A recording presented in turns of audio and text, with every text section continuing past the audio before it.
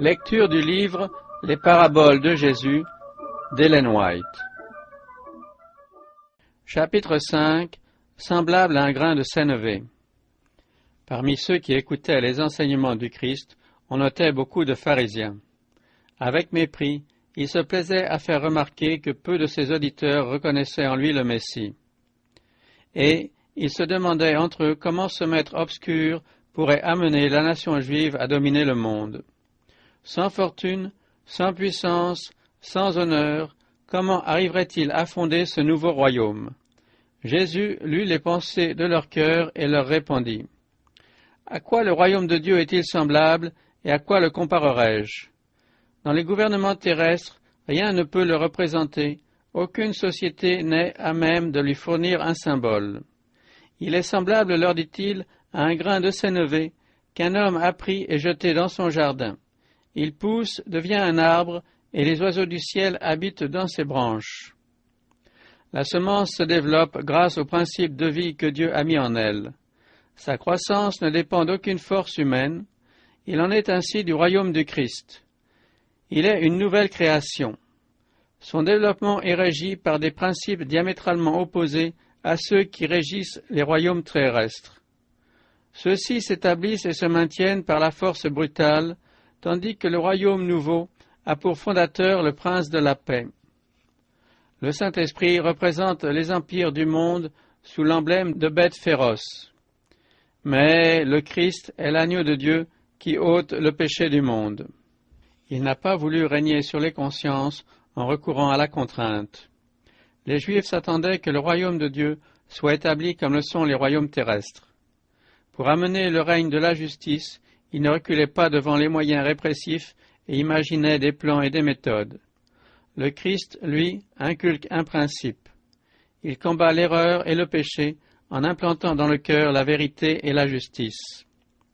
Lorsque Jésus proposa cette parabole, on pouvait voir çà et là dans les prés ou au milieu des champs de blé des tiges de sénévé s'agitant sous la brise. Les oiseaux sautillaient de branche en branche et gazouillaient dans le feuillage. Et pourtant, la semence qui avait donné naissance à cette plante géante était la plus minuscule de toutes les graines. Elle avait d'abord été une faible pousse qui, grâce à sa vitalité, avait cru et prospéré jusqu'à prendre de grandes proportions. Il en est ainsi du royaume de Dieu. Ses débuts paraissent humbles et sans apparence. Comparé au royaume terrestre, il est le plus insignifiant. Les princes de ce monde ridiculisaient les prétentions du Christ à la royauté. Cependant, ce royaume spirituel, par les vérités puissantes qui furent confiées à ses sujets, possédait une vie divine. Quelle rapidité dans sa croissance! Quelle étendue dans son influence! Au temps où fut donnée cette parabole, ce royaume n'avait pour représentants que quelques paysans galiléens. Les hommes répugnaient à se mêler à ces pécheurs pauvres et peu nombreux qui avaient suivi Jésus. Mais le grain de sénévé devait se développer et étendre ses branches dans toutes les parties du monde. Après avoir ébloui les hommes de leur gloire, les royaumes terrestres disparaîtront, tandis que le royaume du Christ subsistera et atteindra une puissance illimitée. Ainsi, l'œuvre de la grâce dans les cœurs est insignifiante à ses débuts. Une parole est prononcée, un rayon de lumière pénètre dans l'âme, une influence agit qui est le point de départ d'une vie nouvelle. Qui pourrait en prévoir le résultat? Cette parabole illustre non seulement la croissance du royaume du Christ, mais encore chaque phase de son développement. Dieu, dans chaque génération, confie une vérité et une œuvre spéciale à son Église. Cette vérité, cachée aux sages de ce siècle et aux intelligents, est révélée à ceux qui sont humbles et ressemblent à des enfants. Elle les convie au renoncement. Elle les appelle à livrer des combats et à remporter des victoires. Au commencement, ses partisans sont peu nombreux. Ils sont en butte à l'opposition et au mépris des grands de ce monde et d'une Église mondanisée.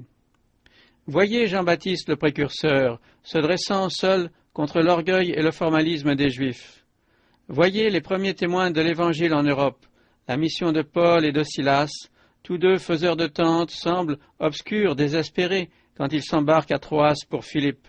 Voyez Paul, le vieillard enchaîné, prêchant le Christ au cœur de la forteresse des Césars. Voyez ces petites communautés d'esclaves et de paysans tenant tête au paganisme de la Rome impériale. Voyez Martin Luther affronter la puissance d'une Église qui est le chef-d'œuvre de la sagesse humaine.